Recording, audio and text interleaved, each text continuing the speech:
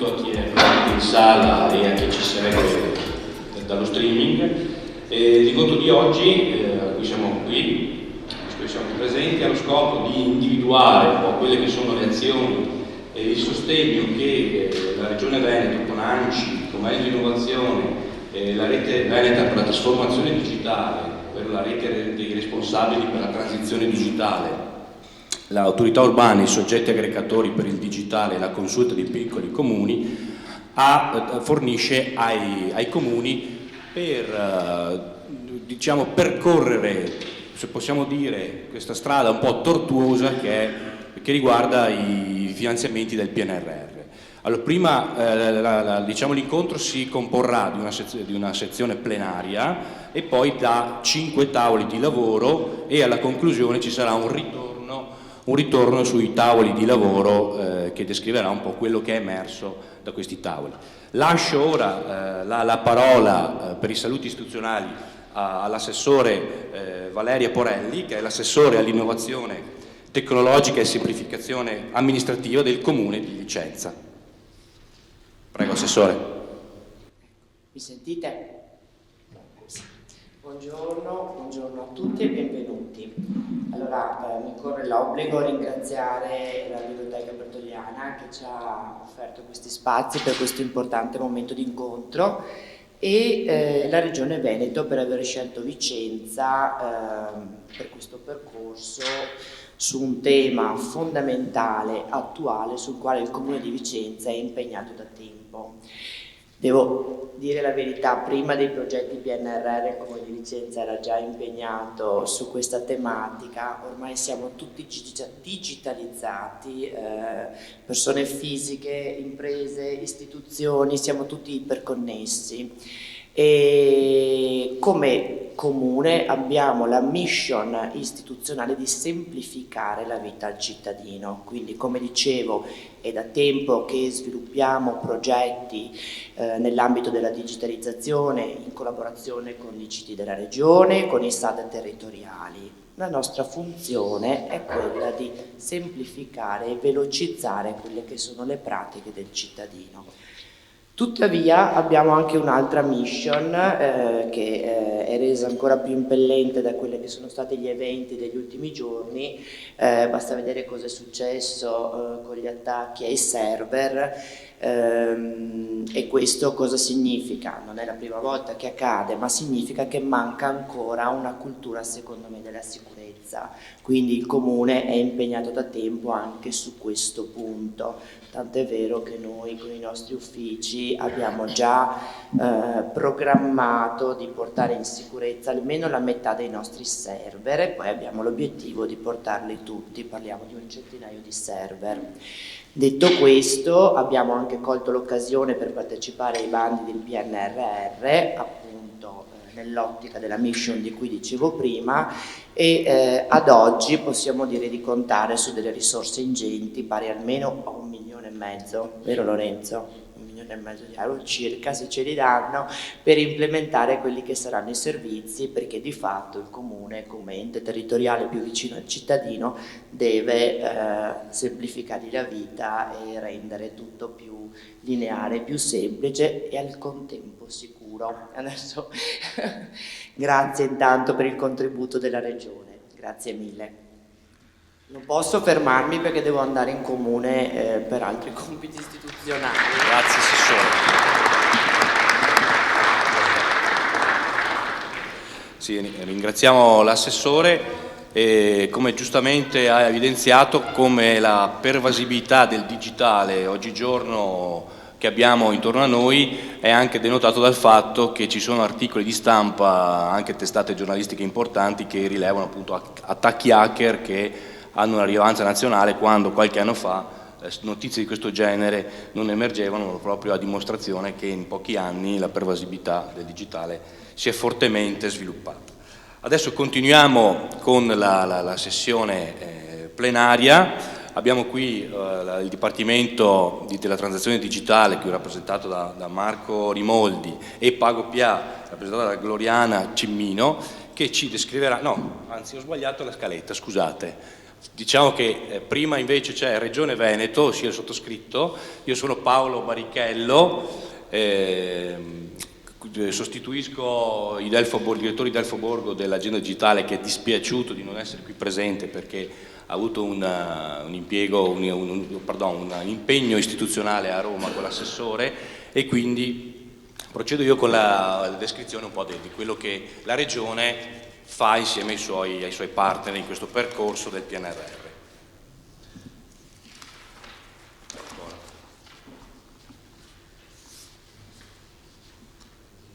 Regia, se riusciamo a mettere la slide.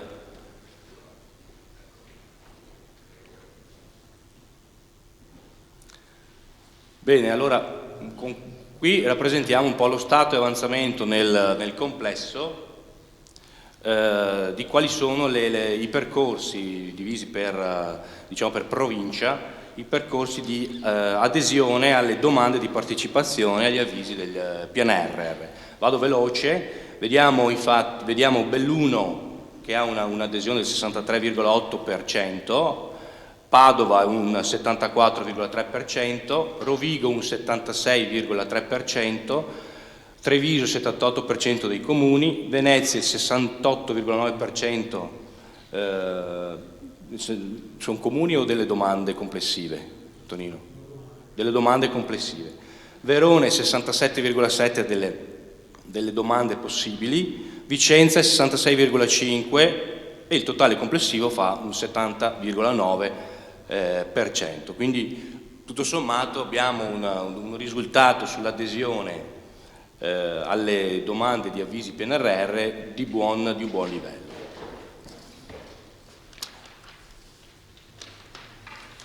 Scusate.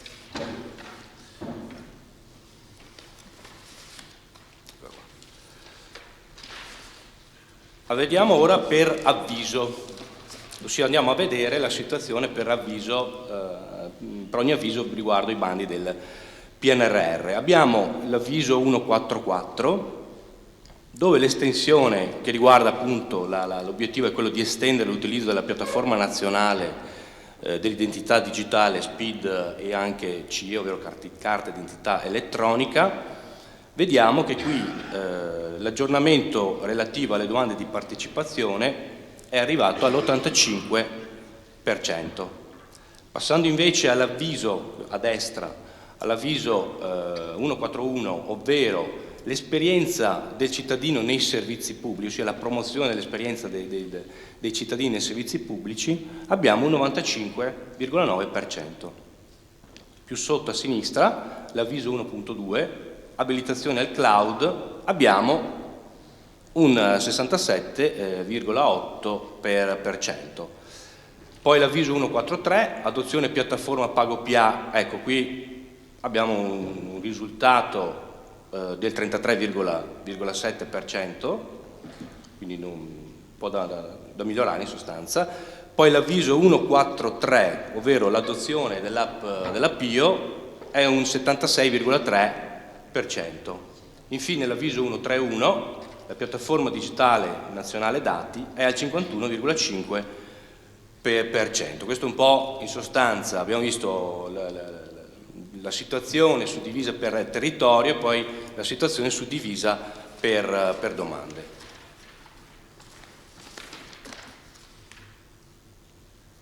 Quali sono le modalità di accompagnamento che la Regione Veneto mette in campo per aiutare chi deve ancora fare domanda, quindi partecipare, oppure chi ha anche partecipato ma deve poi andare a sviluppare il percorso successivo alla fase della domanda. Abbiamo in sostanza 8 filoni tra strumenti e servizi che vengono messi a disposizione. Vediamo incontri di approfondimento, le piattaforme abilitanti regionali che ormai penso conosciate, poi la rete per la transizione digitale, ovvero un supporto di risorse, lo sportello per la transizione digitale, poi indagine di mercato, il SEI, il vademecum degli approvvigionamenti, i team di progettisti e PM e tavoli permanenti di confronto. Adesso andremo a vedere un po' più nel dettaglio queste specificità relativamente agli strumenti e ai servizi. Sì. Le modalità di condivisione e utilizzo. Le modalità in cui gli strumenti e i servizi sono messi a disposizione da Regione Veneto avviene tramite, intanto per quanto riguarda gli strumenti, possiamo dire tramite l'utilizzo delle cosiddette piattaforme abilitanti regionali, appunto MyD, MyPay, MyPortal 3, Smart Region, previa specifica adesione e prevede comunque non solamente il fatto di mettere a disposizione lo strumento, ma è previsto anche un servizio di affiancamento e di accompagnamento, ovvero si parte già ancora prima della presentazione della domanda, ossia dare un supporto per la presentazione della domanda, quindi nella stesura della domanda stessa, dare anche un supporto in quel tema che non è proprio facile, tra convenzioni Consip, gare sopra sotto soglia e via dicendo. Tra l'altro tra poco ci sarà anche il nuovo codice degli appalti che potrebbe complicare ulteriormente la sfida. Comunque sia, dare anche un supporto nella fase di acquisto, cercando di aiutare con indagini di mercato come rendere congruo la modalità di acquisto. E poi ovviamente il supporto nella fase realizzativa tramite l'affiancamento di PM e progettisti regionali. Ovviamente questo percorso seriale non è diciamo obbligatorio, può essere che qualcuno scelga ma io faccio solo la domanda oppure scelgo solo gli strumenti, però indipendentemente da quale tassello l'ente scelga, c'è ovviamente il corredo relativo a quel tassello è sempre messo a disposizione.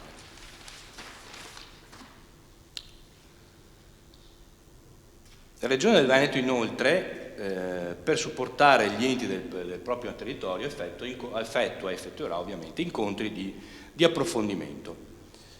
Sono stati fatti 11 webinar organizzati dal Dipartimento della Trasformazione Digitale, 2 incontri dedicati per risolvere perplessità o comunque particolarità espresse del territorio e ci sono oltre a 70 domande e risposte raccolte e condivise. Nei prossimi passi è quello di organizzare ulteriori webinar di approfondimento relativi alle tematiche del PNRR e ovviamente rimane la disponibilità degli esperti per rispondere a qualsiasi dubbio che dovesse emergere con le nuove novità che via via possono emergere. C'è da dire che al sito www.anciveneto.org lo vedete nella slide, ci sono vengono pubblicate appunto le domande e le risposte, anzi no scusate, le registrazioni sono delle registrazioni che possono essere fatte appunto su questo sito relativamente appunto a poter accedere agli incontri di approfondimento.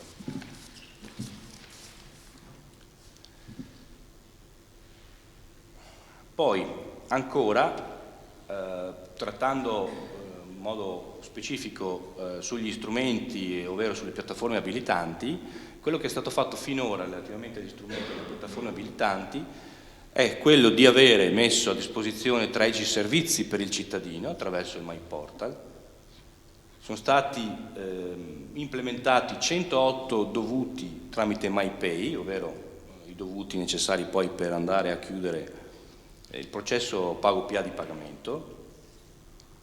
I servizi, poi 10 servizi migrabili in cloud, l'integrazione con MyD anche della carta dell'autenticazione tramite CIE e poi 146 servizi integrabili con l'APIO.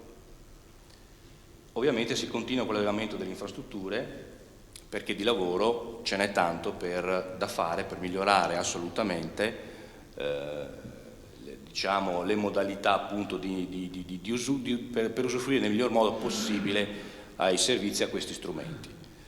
Certo il vantaggio è che, io dico sempre, adottare comunque degli strumenti, delle piattaforme abilitanti intermedie come quelle che offre la Regione, può creare dei problemi, cioè alcuni vorrebbero il vestito sartoriale, cosa che però un sistema centralizzato, ormai non centralizzato nel senso di centralizzare il processo, ma un sistema uniforme messo a disposizione per tutto il territorio, sì, non può essere sartoriale, ma ha sicuramente l'obiettivo di rendere omogenei i processi e, devo dire, anche dare una modalità più democratica al cittadino che, accedendo ai servizi di un ente del territorio, trova dei servizi che sono almeno uniformi.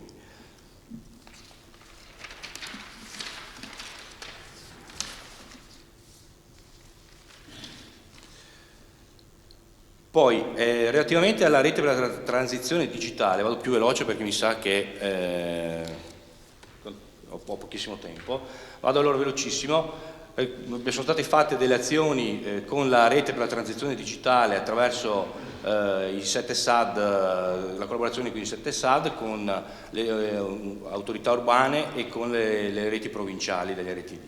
I prossimi passi sono quelli di intensificare la collaborazione con i SAD e le autorità urbane, coinvolgere maggiormente la rete degli RTD e rafforzare la consulta di piccoli comuni.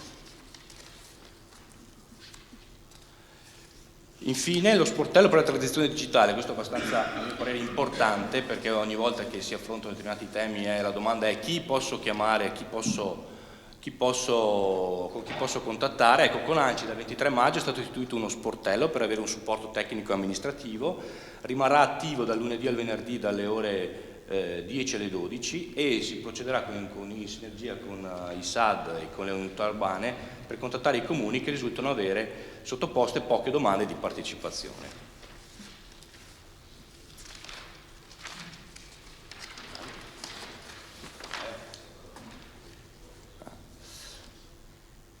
Infine il tema delle indagini di mercato relativamente alle procurement. Relativamente alle indagini di mercato c'è da dire che è stata realizzata appunto questa indagine di mercato orientata a definire i costi standard per l'adozione delle piattaforme abilitanti di Regione Veneto, allo scopo di appunto coadiuvare le amministrazioni a definire quel perimetro relativamente all'acquisto di questi servizi o strumenti che abbiano dei costi congrui relativamente a quello che c'è da acquisire. Cosa è stato fatto? Quindi sono stati fatti degli incontri specifici con i SAD, 6, è stato redatto un prospetto di costi standard e è stato fatto un incontro con la stazione appaltante per definire appunto queste modalità. Cosa ne è scaturito? Ne è scaturito un vademecum dell'approvvigionamento, ovvero in collaborazione con la stazione appaltante della provincia di Treviso sono state analizzate le più recenti normative di approvvigionamento ed è stato quindi redatto un vademecum con foglio oneri e 5 schede tecniche che sono messe a disposizione in un link che vedete indicato. Cosa è stato fatto finora? Quindi 5 schede tecniche per i comuni, 4 incontri di confronto con la stazione appaltante di Treviso e un vademecum pubblicato.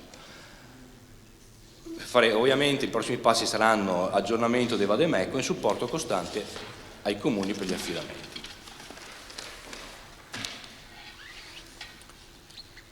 I team di progettisti e IPM. Relativamente ai progettisti e IPM messi a disposizione ci sono state fatte 4 schede di progetto approvate, 4 progetti preliminari, uno sportello per le richieste tecniche. I prossimi passi sono quelli di supportare il territorio nel rispondere a quesiti tecnici di quanto messo a disposizione dalla Regione.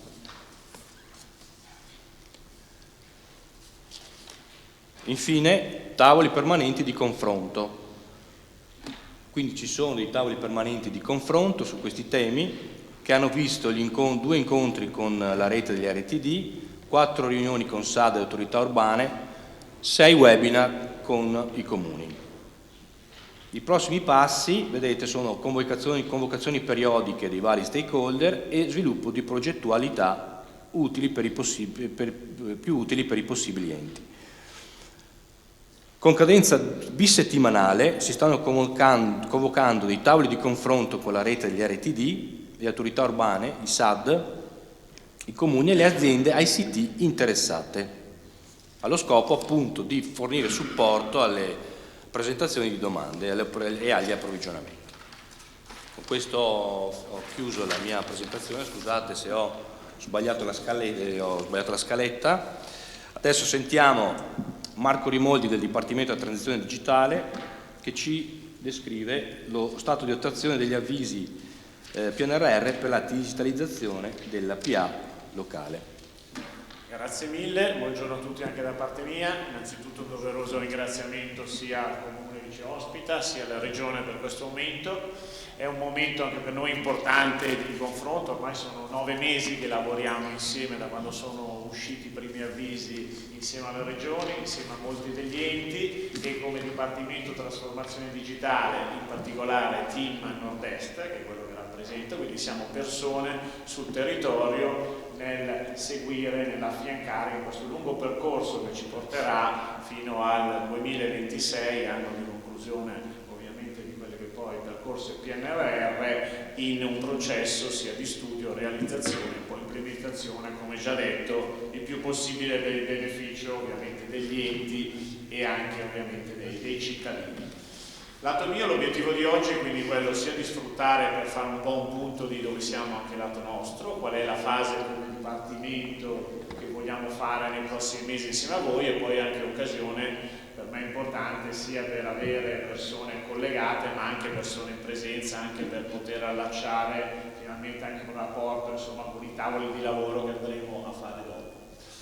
Se andiamo avanti, ho messo i primissimi numeri anche lato mio, la regia, ecco qua, un veloce ripasso, quindi alla fine lato Veneto abbiamo sostanzialmente tutti i comuni, quindi 561 comuni che hanno fatto almeno una candidatura, oltre 2700 candidature sugli avvisi ad oggi usciti, quindi con una media di quasi 5 candidature medie per comune e un numero direi decisamente significativo degli investimenti che in questo momento stiamo in questa regione insieme immaginando di investire, quindi oltre 150 milioni di euro nei prossimi anni a beneficio di tutti questi avvisi. Quindi questo è sicuramente un percorso di grande risposta della regione, di importante degli enti, ma anche un impegno per tutti insomma, nel gestire al meglio questa mole ovviamente di importanti di investimento. Nella pagina successiva ho ripreso anch'io, quindi l'abbiamo già visto prima, ma la fotografia è leggermente diversa perché noi guardiamo non solo chi ha già fatto la candidatura, ma anche chi ha avviato un percorso di bozza o di prepararsi alla candidatura. Ho aggiunto sotto quelle che sono le scadenze, è importante ricordarsi che ad esempio l'avviso cloud per quanto riguarda gli enti chiude questo venerdì, chiude il 10 febbraio, abbiamo ancora invece un po' di tempo e oggi credo che ne parleremo, visto che come abbiamo visto su PagoPA sicuramente con meno del 40% degli enti che si sono candidati abbiamo ancora spazio per lavorarci, abbiamo tempo sia per le soluzioni con la regione sia ovviamente per quanto abbiamo fortuna anche oggi di avere direttamente PagoPA che ci aiuterà. Abbiamo prorogato quello che è l'avviso della piattaforma dati nazionale che è stato portato al 19 di maggio, oggi leggiamo 47, quasi 50%, sostanzialmente solo qualche settimana fa i numeri erano molto più bassi, quindi abbiamo anche fatto webinar per riprendere, sono usciti, stanno uscendo i primi use case importanti, quindi anche quello è un percorso sicuramente di crescita importante. Andando avanti, riepilogando velocemente quella che è ovviamente l'organizzazione nostra, noi abbiamo appunto questo team territoriale che è presente per quanto riguarda il nord-est, quindi noi seguiamo, ricordo sempre, il Veneto ovviamente, seguiamo l'Emilia Romagna, seguiamo il Friuli Venezia Giulia e seguiamo le due province autonome di Trento e di Bolzano. Le figure, abbiamo due tipi di figure che sono gli account manager che sono il primo contatto con gli enti e sono quindi diciamo quelli che appunto seguono e seguiranno gli enti nel percorso di evoluzione nelle varie fasi dei progetti e abbiamo una figura invece un po' più tecnica che è chiamata Technical Implementation Manager che soprattutto su alcuni avvisi come possono essere il cloud, come possono essere quello del 141, quindi dell'esperienza del cittadino, chiaramente hanno un percorso di accompagnamento. Nella slide dopo vediamo come il team in particolare che segue la regione Veneto, quindi già un team con un proprio portafoglio, immagino che la maggior parte di voi avrà già avuto modo di interfacciarsi con le persone del team. È un team numeroso perché sono 14 persone sostanzialmente che lavorano tra accountant, technical implementation manager sul territorio del Veneto. Qua ovviamente ci sono i contatti, poi li troverete, nella maggior parte dei casi, come detto, sicuramente già siete entrati in contatto, ma è un contatto che ci porteremo avanti nel corso dei prossimi anni, anche perché se guardiamo il percorso delle fasi della digitalizzazione abbiamo avuto i primi webinar, gli 11 citati webinar che ovviamente spingevano inizialmente molto sulla prima fase, che era quella: gli avvisi sono usciti, ci sono in alcuni casi delle scadenze strette anche derivanti ad esempio da milestone europea. Ad esempio alla fine di marzo c'è una prima milestone importante che il 75% di tutti gli enti della pubblica amministrazione deve aver presentato un piano di migrazione, e quindi abbiamo un numero importante, motivo per cui anche molti avvisi inizialmente avevano tempi stretti.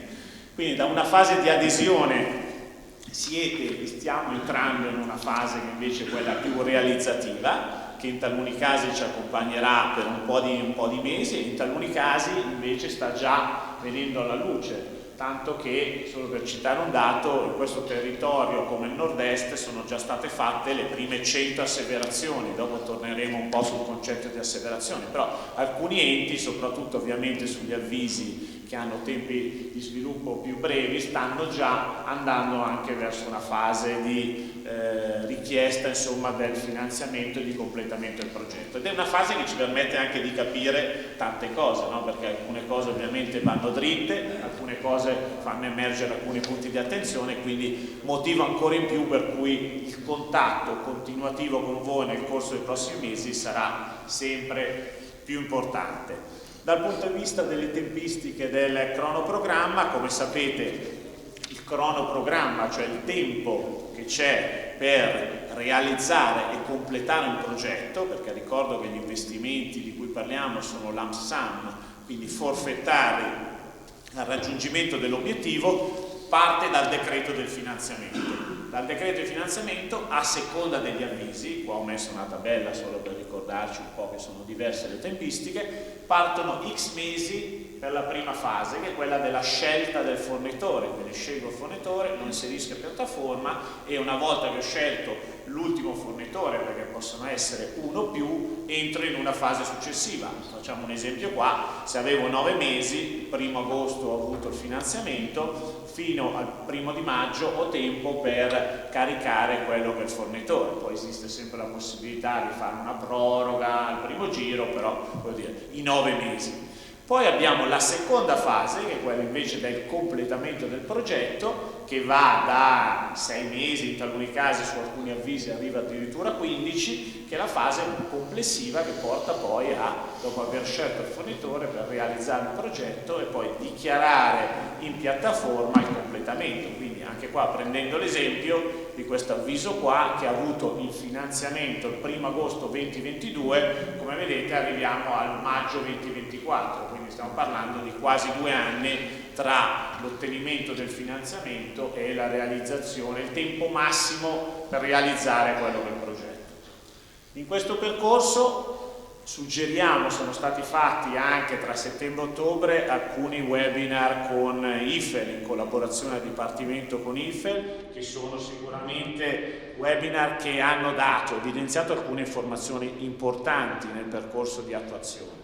Qua sotto c'è l'indirizzo, non ve lo sto a leggere, però lo trovate sia sul sito di IFEL sia sul sito, diciamo, del Dipartimento, in particolare su innovazione.gov.it, e all'interno di questi avvisi, all'interno di questi webinar, ad esempio, sono stati trattati alcuni elementi importanti. Nella pagina seguente, ad esempio, solo per ricordarne alcuno, ovviamente si riprende come sia necessario, ovviamente, nella fase di dichiarazione di completamento del progetto, avere a piattaforma PA 2026 caricata la documentazione richiesta. Solo per ricordare una cosa che c'è in tutti gli avvisi, ma banale, ma importante ricordarsi che tutte le, diciamo, tipologie, che sia un contratto, che sia una determina o che sia un ordine servizio, per le basi del PNRR devono essere datate da febbraio 2020 in poi, quindi non possono essere attività fatte prima. E come abbiamo detto, essendo una logica di finanziamento forfettario al raggiungimento obiettivo, non verrà chiesto di fornire fatture, controlli delle spese, perché è il raggiungimento dell'obiettivo che guida il completamento dell'asseverazione e poi l'erogazione del finanziamento. Altra cosa che emerge confrontandosi, è presente in tutti gli avvisi, soprattutto chi segue investimenti con la Comunità Europea, sicuramente è un tema che conosce, però anche l'importanza di comunicazione e quindi a valenza esterna, che è un progetto finanziato all'interno dell'Unione Europea con Next Generation EU, quindi anche questo è un elemento che ad esempio sta emergendo, solo per ricordarne alcuni. O non meno importante, nella pagina seguente, quello che ad esempio IFEL, oltre a quello che ovviamente aveva già fatto Regione Veneto in quell'incontro proprio particolare, ricorda in un percorso di contrattualizzazione con i fornitori, quindi dà una serie di suggerimenti che non sto a riprendere adesso, che in taluni casi sono scontati, ma in taluni casi aiutano sicuramente a ricordare nel momento in cui io contrattualizzo con un fornitore, ovviamente che può essere continuativo o che può essere insomma la struttura, l'importanza di ricordarsi alcuni requisiti, il cronoprogramma, di controllare, come abbiamo detto prima, la congruità ovviamente di quello che può essere il prezzo, quando apprezzare il grande lavoro fatto nella costruzione dei costi standard, che possono essere in molti casi un chiaro punto di riferimento. Questo sempre all'interno di questo percorso IFEL. Altre cose che mi piaceva ricordare oggi sono ad esempio una serie di chiarimenti, perché in questi 9 mesi, come sappiamo, gli avvisi sono usciti, le domande sono state tante, ci sono stati anche tanti momenti di chiarimenti, alcuni chiarimenti hanno confermato delle cose, altri magari hanno dato una luce un po' diversa dalla prima interpretazione. Questo percorso ovviamente sta andando avanti, sempre meno sono i dubbi che possono rimanere, però ci sono in taluni casi momenti importanti. Ad esempio è stato recentemente aggiunto e chiarito il fatto dell'addendum dei contratti. Questo è una FAQ che già trovate da qualche giorno ovviamente anche sul portale, che chiarisce che è possibile per un ente andare a caricare degli addendum contrattuali sia nella fase pre-completamento sia nella fase di asseverazione. Cosa vuol dire? Che nel percorso in cui ho caricato una cosa che non avevo disponibile e ho capito che mi serve un'informazione aggiuntiva, cioè che quel contratto, prendiamo ad esempio il mondo cloud, deve contenere alcune caratteristiche, lo posso caricare ancora successivamente o lo potrò caricare nel momento dell'asseverazione, cioè quando una persona andrà a verificare il raggiungimento di quell'obiettivo, verificherà anche i contratti caricati, si accorgerà che magari il contratto è carente di un dato e vi chiederà di integrare quel dato, quindi con una documentazione fatta chiaramente ex post tra voi ad esempio e il fornitore, quindi che permette di tenere il più possibile vivi ovviamente quelli che sono i percorsi di candidatura. Quindi inizialmente questo non era previsto, invece è stato smarcato giustamente ascoltando il territorio, ascoltando le esperienze dirette e rendendo una cosa come normalmente dovrebbe essere, un po' più flessibile in un percorso in cui molte cose si sono definite strada facendo. Altra cosa importante, ovviamente essendo in Veneto, che abbiamo parlato diverse volte sul tema MyPay, sono arrivate tante domande, ma come dobbiamo interpretare MyPay all'interno di un percorso? Quindi andando al dunque, finanziabile sì no, abbiamo messo nero su bianco che è un percorso assolutamente finanziabile e che quindi anche all'interno di soluzioni come MyPay tutti gli enti possono aumentare le loro tassonomie, ricordando però anche l'importanza ovviamente di cosa significa integrare un servizio MyPay. Significa fare un percorso end-to-end che va dall'integrazione al lavoro che è fatto nell'ente fino ad arrivare ad esempio, cito come esempio, alla comunicazione verso ovviamente i miei cittadini che quel servizio esiste, no? Perché ad esempio è stato presentato settimana scorsa un interessantissimo convegno fatto dal Politecnico sull'avviamento del digitale in Italia e ho preso una slide titolo di esempio, no, che citava che su un servizio sviluppato su dei comuni di pagamento, ad esempio della Tari o del download del certificato anagrafico, su un'utenza medio corto, ovviamente di 49 utenti, di età media di 40 anni, abbastanza digitalizzati. Cosa emerge? Emerge che nella maggior parte dei casi, in particolare servizi datari, quei cittadini non conoscevano l'esistenza sviluppata, no? Dal punto di vista di quell'ente o di quel comune, e quindi l'importanza in un percorso di integrazione MyPay di arrivare end-to-end a fare tutti gli elementi. Questo è un motivo che poi porterà non solo alla realizzazione ovviamente della tassonomia, ma anche cittadini un po' più coscienti, ed è un percorso da fare ovviamente insieme. Andando avanti un po' nel percorso, occasione per me anche quella di ricordarci che abbiamo visto dove siamo arrivati: decreto di finanziamento, esecuzione lavori, non ripeto le cose, finché arrivo alla dichiarazione di fine lavori. Quindi ho completato, a seconda di quelli che sono i mesi che abbiamo visto prima, il mio percorso, e quindi dichiaro di aver completato e raggiunto quello che è l'obiettivo. Si entra in questo caso nella citata, ormai famosa per noi, asseverazione, quindi verifica del raggiungimento dell'obiettivo nella conformità tecnica. Come si svolgeranno i percorsi di asseverazione? Ci sarà un percorso innanzitutto di rotazione, cioè noi sul territorio italiano, la squadra che io rappresento è divisa sostanzialmente 6 territori. Io sono il nord-est, abbiamo la Lombardia, abbiamo il nord-ovest, abbiamo il centro, abbiamo il sud-est e sud-ovest. Ci sarà un principio di rotazione dove ovviamente controllore e controllato saranno diversi, quindi in particolare qua in questo territorio verranno a fare questa verifica di conformità tecnica i colleghi che attualmente account, technical implementation manager, seguono la Lombardia. Noi ad esempio come squadra andremo a seguire il nord-ovest, e quindi troverete 2 contatti diversi, uno che vi ha accompagnato nel percorso e uno che sarà quello che verifica la conformità tecnica. Cosa potrebbe succedere successivamente nel momento di verifica tecnica? Ovviamente ci possiamo trovare di fronte a diversi casi. Esito positivo, tutto a posto, dovevo integrare CEO Speed, l'ho fatto, ho avuto doppio finanziamento a fondo innovazione, no, rispetto alle date richieste sì, perfetto, percorso netto, non c'è bisogno di fare nulla, positivo, a quel punto arriverà l'esito positivo all'ente, che a quel punto poi attraverso la documentazione scritta chiederà l'erogazione del finanziamento. Può esserci un parzialmente positivo, quindi come facevo l'esempio prima, sembra tutto ok, ma il documento caricato non è completo e quindi non viene ovviamente mandato in negativo questo percorso, ma all'interno del cronoprogramma, quindi nei tempi stabiliti, viene data la possibilità all'ente di integrare quella documentazione. Mi manca questo, mi chiarisci questo, piuttosto che di fronte a altre situazioni la possibilità all'ente di fare le verifiche del caso, e quindi non viene immediatamente chiuso.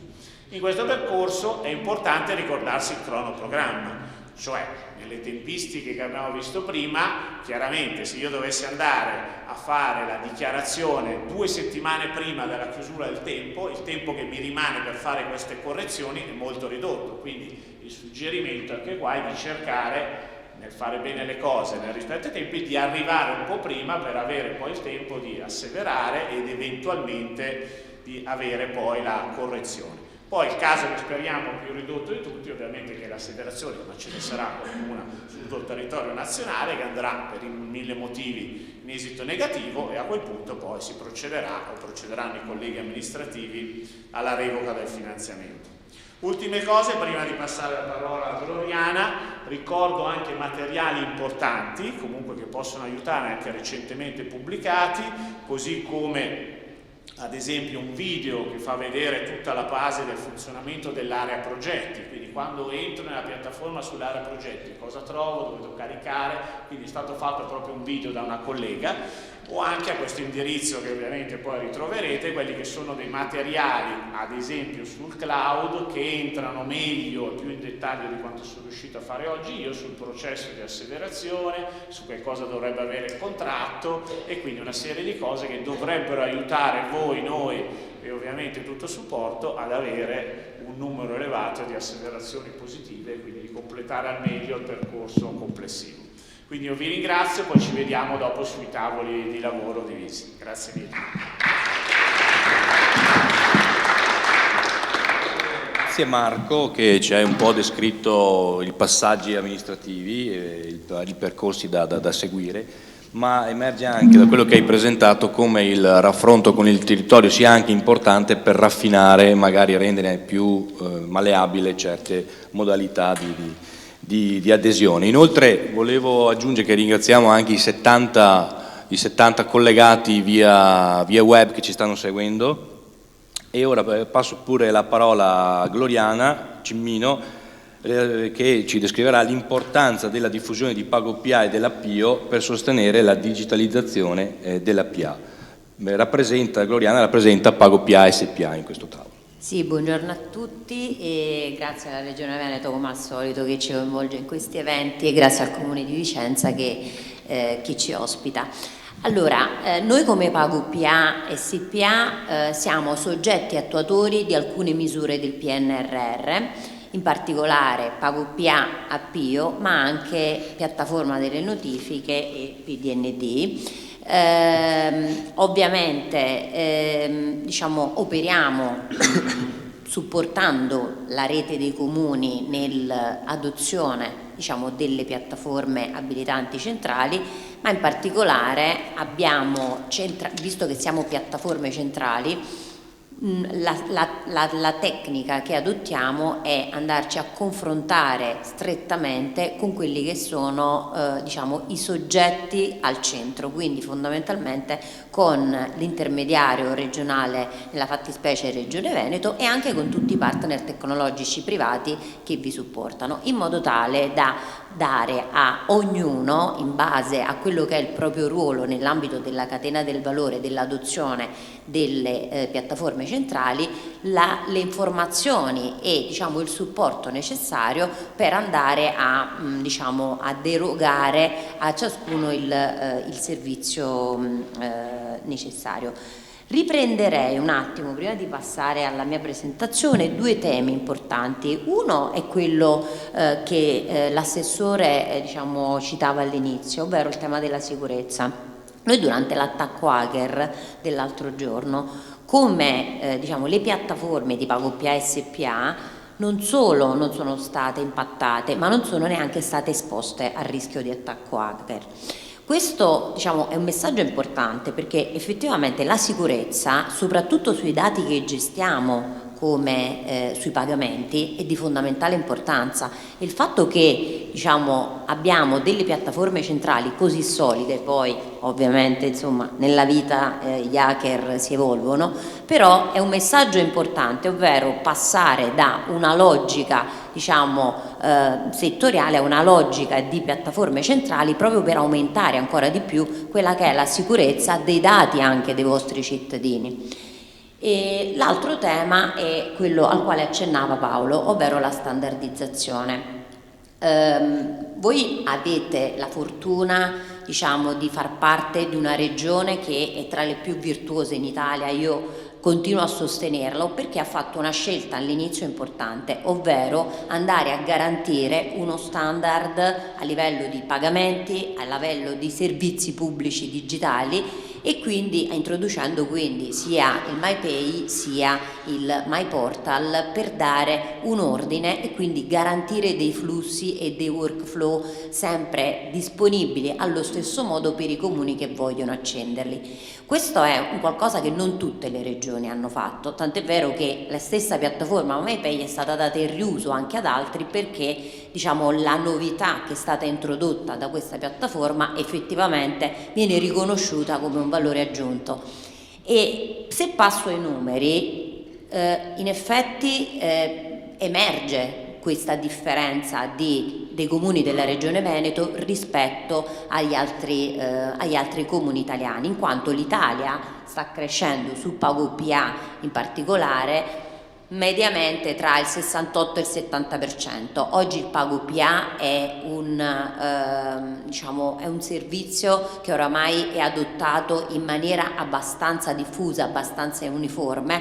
L'anno scorso siamo passati a livello Italia a circa 46 milioni di transazioni complessive gestite sul nodo a livello Italia. Se andiamo a fare un focus sulla Regione Veneto, vediamo che la Regione Veneto, le province e i comuni della Regione Veneto sono cresciuti più della media nazionale. perché ci posizioniamo al 76% a livello totale, ma con una differenza rispetto ad ogni singola provincia, quindi ci sono province che vanno più veloci, altre province che restano più indietro. L'altro elemento importante è che la crescita dei comuni della Regione Veneto si è mantenuta costante nel tempo, perché anche l'anno precedente, quindi il 21 sul 20, ha avuto comunque una percentuale di crescita trainata in quel caso dal Fondo Innovazione, che è stato gestito centralmente proprio dalla Regione Veneto. Oggi probabilmente anche questa crescita 21 sul 22 ancora non si vede il PNRR, perché sono bandi che sono stati accesi da poco, e difatti lo dimostra anche la percentuale di adesione ai bandi, che è il 36% a livello veneto, ma che sicuramente può essere ancora più alto proprio per andare a break even e quindi raggiungere quello che è il potenziale massimo che possono esprimere i comuni del Veneto. Anche la media dei servizi di pago PA sul Veneto fondamentalmente è più alta della media nazionale, che si attesta intorno ai 29-30, mentre qui siamo 35 servizi su pago PA, e prevalentemente sono tutti servizi che sono già sulla piattaforma MyPay, dove c'è un comune intermediato da MyPay. Perché? Perché la semplicità di attivazione di quel servizio ha fatto sì che il servizio fosse subito disponibile per l'utilizzo. Qui ovviamente c'è l'altra informazione da dare, ovvero la sola accensione del servizio non basta ad utilizzarlo e a metterlo a disposizione del cittadino, ma è necessario andare a lavorare con i partner tecnologici in modo tale da garantire un'integrazione completa che permetta, a voi comuni di utilizzare e sfruttare al meglio quello che è il beneficio della piattaforma, che non è solo una messa a disposizione di un servizio, ma è anche tutto il tema della rendicontazione e della riconciliazione automatica, con un impatto positivo anche proprio sui processi interni del comune. Per quanto riguarda il numero di servizi medi su IO, qui ci attestiamo sui 24 servizi medi a livello territoriale. Ovviamente abbiamo inserito, ci sembrava carino andarvi ad esporre come si stanno muovendo le province del Veneto, in modo tale che poi man mano si può fare un focus anche sul singolo comune. Quali sono i servizi più movimentati? Ecco, qui sicuramente primo in classifica a livello veneto c'è Multe e Contravvenzioni, che sebbene è adottato solo da 289 comuni sul totale, comunque movimenta il più alto numero di transazioni su pago PA. Questo perché? Perché ovviamente le sanzioni al codice della strada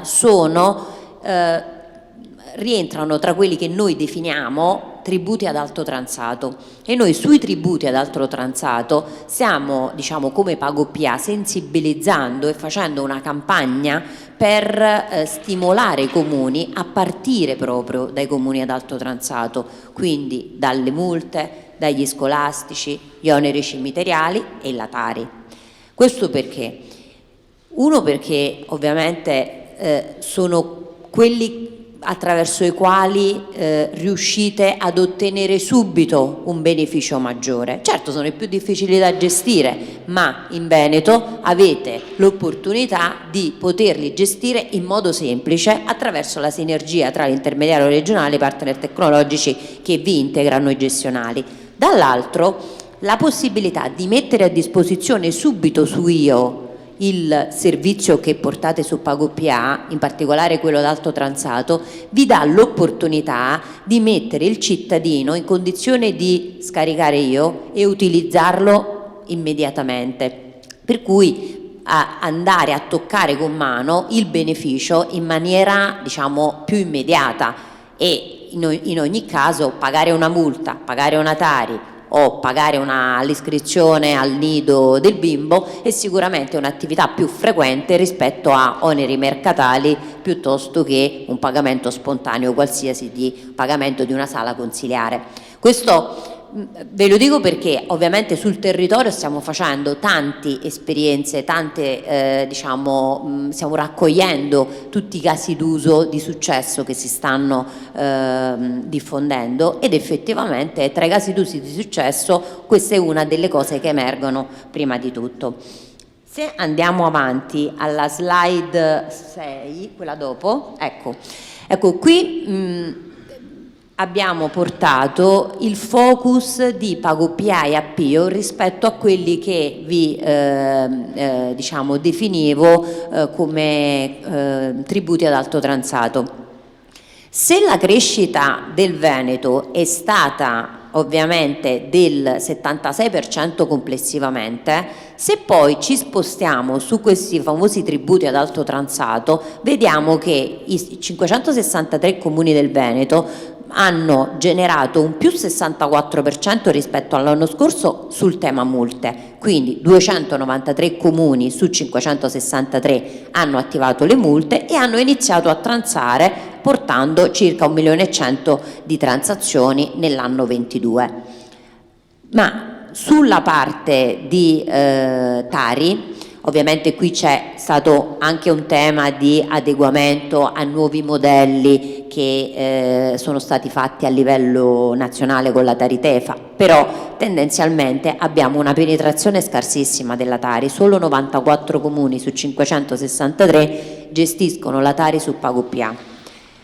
Questo è un peccato perché un territorio così virtuoso su queste soluzioni nazionali non riesce a percepire il beneficio complessivo, e quindi su questo tema, se siete d'accordo, possiamo anche fare dei focus, organizzare dei webinar anche magari con i ragionieri dei vostri comuni, in modo tale da raccontare anche esperienze di successo che sono state fatte in altri comuni, ma magari anche intervistando alcuni dei vostri comuni che la Tari l'hanno già portata a bordo, e capire quali sono i benefici interni al comune e verso il cittadino.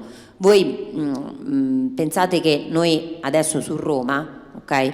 Su Roma abbiamo portato la Tari su PagoPA, già c'era, non era su Io. Dalla sinergia tra PagoPA e Appio, e vi parlo di un comune che ovviamente è il simbolo spesso dell'inefficienza, no?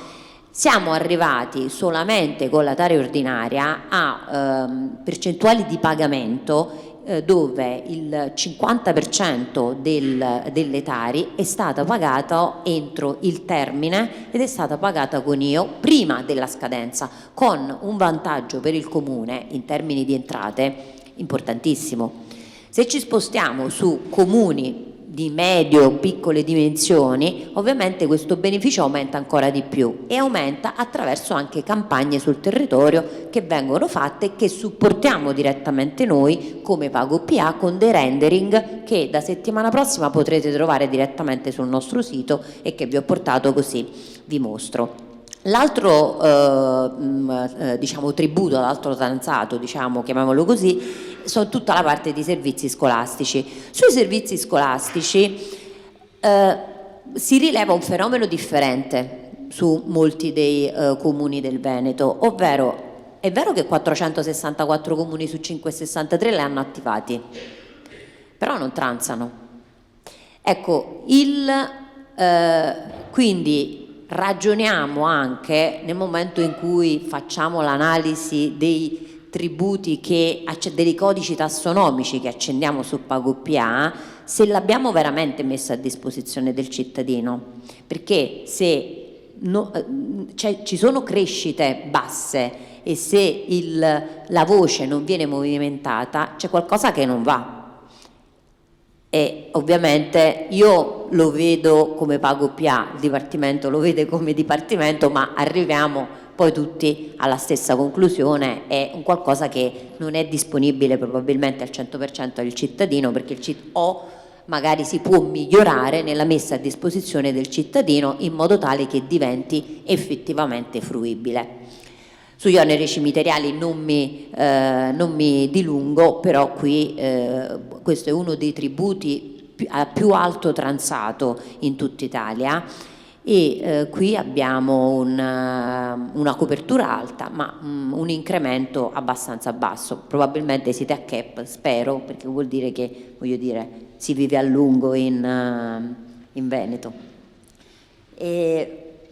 Andiamo avanti. Ecco, perdo gli ultimi minuti per raccontarvi brevemente, ritorno alle best practice e vi do qualche numero.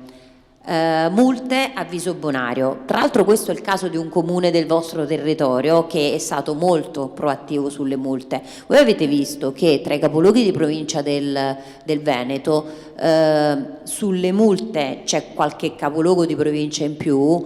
Peccato che sulle tare e sui servizi scolastici sono solo 2 sul totale. Questo significa che forse possiamo lavorare meglio anche sui capoluoghi di provincia in modo tale da capire dove si inceppa il meccanismo e così fluidificarlo per arrivare alla fine del percorso. Sulle multe, qui vi racconto l'esperienza di questo comune che cosa ha fatto? Ha sfruttato l'integrazione tra PagoPA e Appio, quindi ha portato la posizione debitoria in termini di preavviso al codice della sanzione al codice della strada, lo crea su PagoPA, la notifica direttamente su IO e il cittadino può procedere entro 5 giorni al pagamento dell'importo ridotto direttamente sull'app. Vi do qualche numero.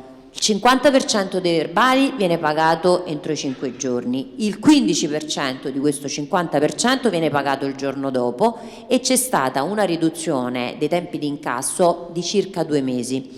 Ovviamente questo processo che cosa permette di fare? Permette non solo di incassare prima, ma soprattutto di evitare la notifica dell'atto a valore legale, perché non si passa al procedimento sanzionatorio grazie alla parte di preavviso.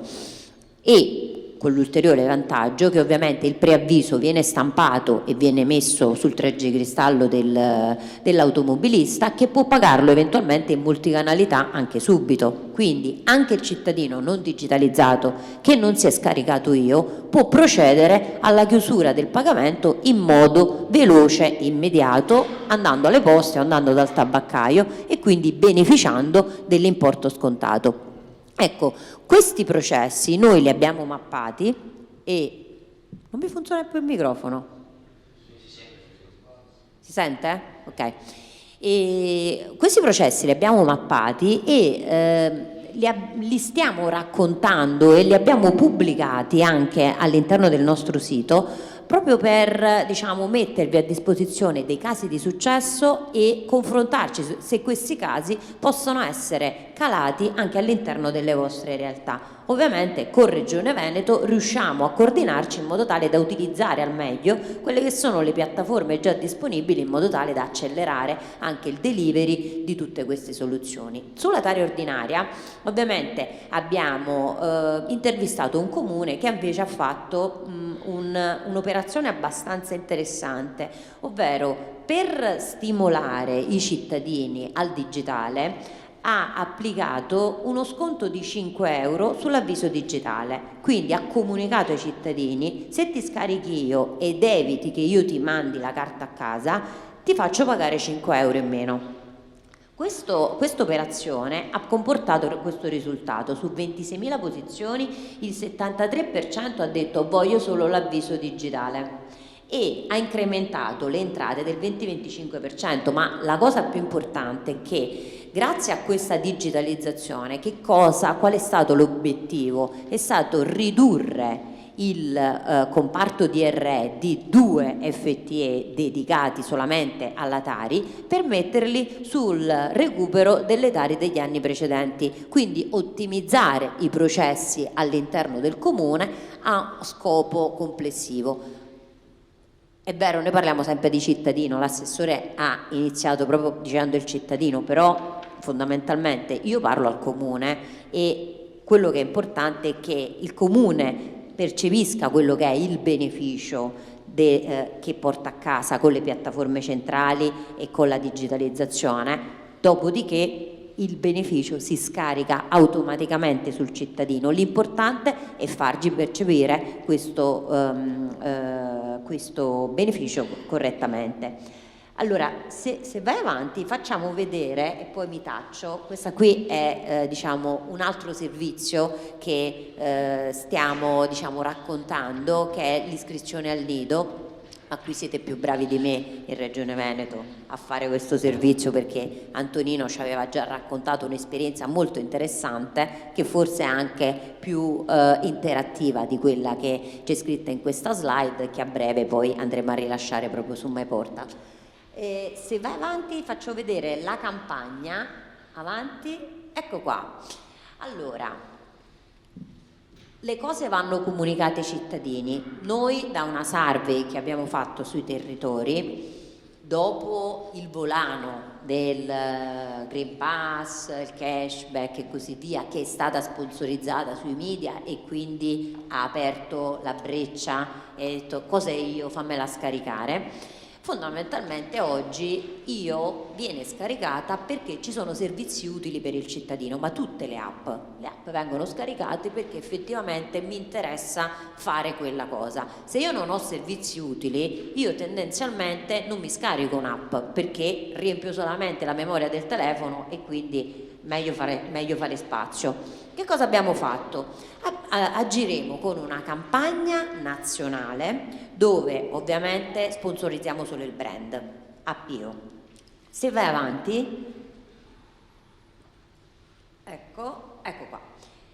La cosa più importante però è che vi mettiamo a disposizione questi rendering che potete personalizzare con il logo del comune che vedete in basso e col messaggio. Quindi in base a quello che è il servizio, chiamiamolo killer, magari non partirei con le multe, però scolastici, piuttosto che un servizio utile per i cittadini, andrei potete customizzare questo manifesto in modo tale da metterlo, non lo so, alle fermate dell'autobus, oppure anche sul tram, sui mezzi pubblici, e quindi informare la cittadinanza in questo modo tramite i social, se avete dei canali social, in modo tale da metterli a conoscenza che c'è un nuovo servizio disponibile sull'app, attraverso il quale loro possono avere un beneficio in termini di pagamento, beneficio in termini di interazione per la chiusura di un procedimento e così via. Questo è un espediente che abbiamo trovato proprio per stimolare la diffusione e la conoscenza di questo servizio. Ovviamente per parlare al cittadino è inutile che gli dica ti mando la bolletta, ti mando l'avviso a casa con il QR code e puoi andarla a pagare dovunque. Quello lì è un beneficio indiretto, ma ti metto a disposizione un qualcosa per cui non ti reghi al comune, ma lo fai comodamente a casa tua. Questo è importante perché attraverso quest'app poi potrete collegare con i vostri cittadini attraverso ulteriori altri servizi, tra cui il pagamento delle multe e il pagamento della Tari, che invece è strumentale e utile per le vostre casse. E anche in previsione di piattaforma notifiche, ne parlo anche se magari non è tema del giorno, però se ritorniamo all'esempio di prima del comune che ha portato il preavviso e che non notifica più a valore legale se il cittadino paga entro i 5 giorni, nel momento in cui rilascerete anche piattaforma notifiche, a questo punto tutto quello che non è stato pagato verrà notificato digitalmente direttamente con piattaforma notifiche, e la modalità attraverso il quale io raggiungerò il cittadino sarà sempre Appio, attraverso un avviso di cortesia che lo porterà direttamente sulla piattaforma.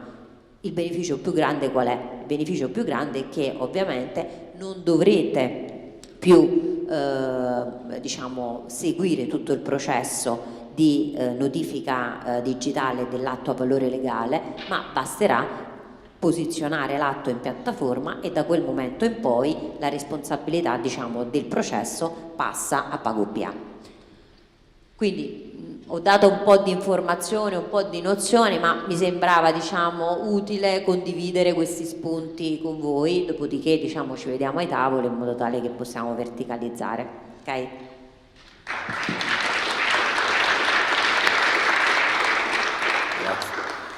Grazie Gloriana, la tua esposizione e quanto hai esposto fa vedere in termini numerici quanto è importante anche avere una aggregazione dei sistemi che possono fare anche governance, e quindi non governance per controllare, ma governance per aiutare a digitalizzare i nostri processi.